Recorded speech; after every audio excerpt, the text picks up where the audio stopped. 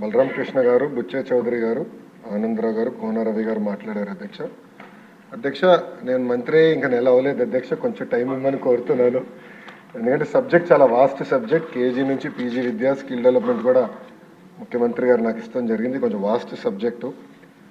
మొదటి నిర్ణయం ప్రభుత్వం తీసుకుంది స్కిల్ సెన్సెస్ అనేది ఏర్పాటు చేయాలి. కుటుంబం యాజ్ యూనిట్గా తీసుకుని వాళ్ళ కరెంట్ స్కిల్ సెట్ ఏంటి, అదేవిధంగా రాబోయే తరానికి ఎలాంటి స్కిల్స్ అవసరం ఉంది, దానికి ఎలాంటి ట్రైనింగ్ అవసరం ఉందనే దానిపైన ఒక స్కిల్ సెన్సెస్ ఏర్పాటు చేసి అది మొత్తం లింక్ చేసి హెచ్ఆర్డి డిపార్ట్మెంట్ పాత్ర ఏంటి దాంట్లో అనేది మ్యాప్ చేయమని గౌరవ ముఖ్యమంత్రి గారు ఆదేశాలు జారీ చేస్తాం జరిగింది.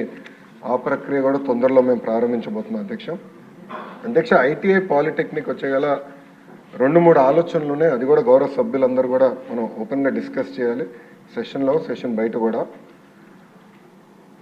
టాటా లాంటి సంస్థలు అడాప్ట్ చేసి మార్కెట్ కావాల్సిన లింకేజ్ మేము చేయగలుగుతాం అనేది ఒక వర్షన్ ఉంది. రెండోది, మన రాష్ట్రం నుంచి అనేక పారిశ్రామికవేత్తలు ఉన్నారు. ఒక్కొక్కరు ఒక ఫీల్డ్, అంటే ఫార్మాలో కానీ, మ్యానుఫ్యాక్చరింగ్ ఇండస్ట్రీ, డైరీలు, అనేక రంగాల్లో కూడా అద్భుతమైన పారిశ్రామికవేత్తలు ఉన్నారు. వాళ్ళు కూడా ముందరికి వచ్చి ఐటీఐ పాలిటెక్నిక్ని మేము దత్తకు తీసుకుంటాం, మెరుగైన విద్యను మేము అందిస్తాం, ఇండస్ట్రీకి ఇది కావాలో అది మేము లింకేజ్ మేము ఏర్పాటు చేస్తామని వాళ్ళు చెప్తాం జరిగింది.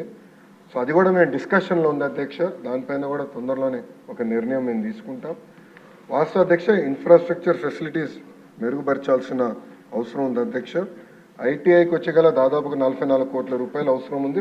పాలిటెక్నిక్ వచ్చేగల 50 కోట్ల రూపాయలు అవసరం ఉంది అధ్యక్ష. అది గౌరవ ముఖ్యమంత్రి గారితో మా రివ్యూ మీటింగ్ ఆగస్టు మొదటి వారంలో ఉంది అధ్యక్ష.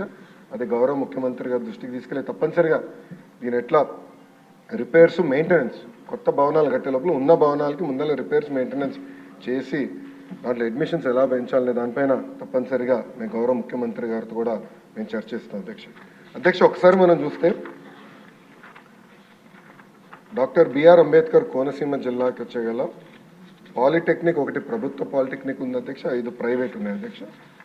అదేవిధంగా ఐటీఐ వచ్చేగల ప్రైవేట్ ఐటీఐలు ఒక 15 ఉన్నాయి అధ్యక్ష. ఓవరాల్ రాష్ట్రంలో 88 ప్రభుత్వ పాలిటెక్నిక్లు ఉన్నాయి, 174 ప్రైవేట్ పాలిటెక్నిక్లు ఉన్నాయి అధ్యక్ష. అడ్మిషన్స్ కానీ ఒక్కసారి చూస్తే ప్రభుత్వ పాలిటెక్నిక్లో 61% అధ్యక్ష, ప్రైవేట్లో 40% అధ్యక్ష. ఇంకో పక్కన అధ్యక్ష మీరు చూస్తే పాలిటెక్నిక్స్కి వచ్చేగల తెలుగుదేశం పార్టీ అధికారంలో ఉన్న రోజులు మినిమం 80% ఉండేది అడ్మిషన్స్. 2015-16 94%కి వెళ్ళింది అధ్యక్ష.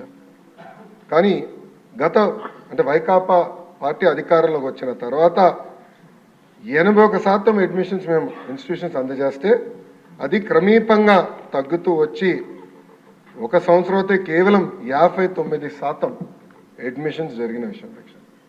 అంటే ఈ ప్రభుత్వం పాలిటెక్నిక్ని ఎలా నిర్వీర్యం చేసిన దానికి ఇదొక ఉదాహరణ అధ్యక్ష. ఐటీఐకి వచ్చేగల 83 ప్రభుత్వ ఐటీఐలు ఉన్నాయి, 433 ప్రైవేట్ ఐటీఐలు ఆంధ్ర రాష్ట్రంలో ఉన్నాయి అధ్యక్ష. ఇక్కడ కూడా ఐటీఐలో చూస్తే కూడా ప్రభుత్వ ఐటీఐలో అడ్మిషన్స్ 94% ఉంది అధ్యక్ష, ప్రైవేట్లో 61% ఉంది. ఐటీఐల్ని కూడా బలోపేతం చేయాల్సిన అవసరం ఉంది. పెద్దలు బుచ్చే చౌదరి గారు చెప్పినట్లు NAC, national academy of construction అధ్యక్ష, ఇది గతంలో చంద్రబాబు నాయుడు గారు మొదటి టర్మ్లో హైదరాబాద్లో ఏర్పాటు చేసి ఫీడర్ ఇన్స్టిట్యూషన్స్ క్రియేట్ చేశారు, బ్రాంచెస్ ఏర్పాటు చేశారు. అది దాంట్లో భాగంగా రాజమండ్రిలో పెట్టారు. అది సచివాలయం కోసం ఫ్రంట్ అంతా తీసుకుని వెనకాల దూసేశారు ఎన్ఏసీని అధ్యక్ష. ఎన్ఏసీని కూడా బలోపేతం చేయాలనేది మా లక్ష్యం. సెక్రటరీ గారితో నేను చర్చించినప్పుడు కూడా కేవలం ఏదో ప్లంబర్స్, తాపి మేస్త్రీలను తయారు చేస్తాం అనేది కాదు, టెక్నాలజీతో అనుసంధానం చేయాలి. లేటెస్ట్ వస్తున్నాయి బిల్డింగ్ మెటీరియల్స్, లేటెస్ట్ టెక్నాలజీ అని వస్తున్నాయి, మెరుగైన వసతులు వాళ్ళు కల్పించాలనేది కూడా మేము డిస్కస్ చేస్తాం జరిగింది అధ్యక్ష. తప్పనిసరిగా ఎన్ఏసీని మేము బలోపేతం చేస్తాం, దాంట్లో ఎలాంటి సందేహం లేదు అధ్యక్ష. అదేవిధంగా కొత్త ఐటీఐలు ఏర్పాటు చేస్తే బాగుంటుందని పెద్దలు కూడా కోరారు, చాలామంది కూడా నాకు లెటర్ కూడా ఇస్తాం జరిగింది అధ్యక్ష. ప్రధానంగా నేను ఏం చేస్తున్నానంటే కేజీ నుంచి పీజీ వరకు బోత్ ప్రైవేట్ ప్రభుత్వ రంగం తీసుకుంటే ఎక్కడెక్కడ పాఠశాలలు ఉన్నాయి, దాని చుట్టుపక్కల పాపులేషన్ డెన్సిటీ ఏంటి, ఇండస్ట్రీస్ డెన్సిటీ ఏంటి, ఒక మ్యాప్ తయారు చేయమన్నాను అధ్యక్ష. ఎందుకంటే 117 జీవో వల్ల ప్రభుత్వ విద్య దూరం అవుతుందని చాలామంది నా దృష్టికి తీసుకొస్తే ఫస్ట్ మ్యాపింగ్ చేద్దాం. మనకున్న 45,000 ప్రభుత్వ పాఠశాలని మ్యాప్ చేయండి, పాలిటెక్నిక్ ఐటీఎల్ మొత్తం మ్యాప్ చేసి డెన్సిటీ ప్రకారం ఎక్కడ అవసరం ఉంది, ఇండస్ట్రీ ఎక్కడ రాబోతుంది. ఎందుకంటే చంద్రబాబు నాయుడు గారు ఒక్కొక్క జిల్లాకు ఒక్కొక్క ప్రాధాన్యత ఇచ్చారు, ఈ ఇండస్ట్రీ ఈ జిల్లాకు రావాలి, అది కూడా బేరీ చేసుకుని అవసరమైన వరకు ఐటీఐ పాలిటెక్నిక్ కూడా ఏర్పాటు చేయాలనేది ఒక నిర్ణయం తీసుకుంటాం జరిగింది. కూన రవి గారు ఒక ప్రశ్న అడిగారు అధ్యక్ష, గతంలో ఎప్పుడు ఐటీఐ కేటాయిస్తాం జరిగింది, ఎప్పుడు ప్రారంభిస్తారని అడిగారు అధ్యక్ష.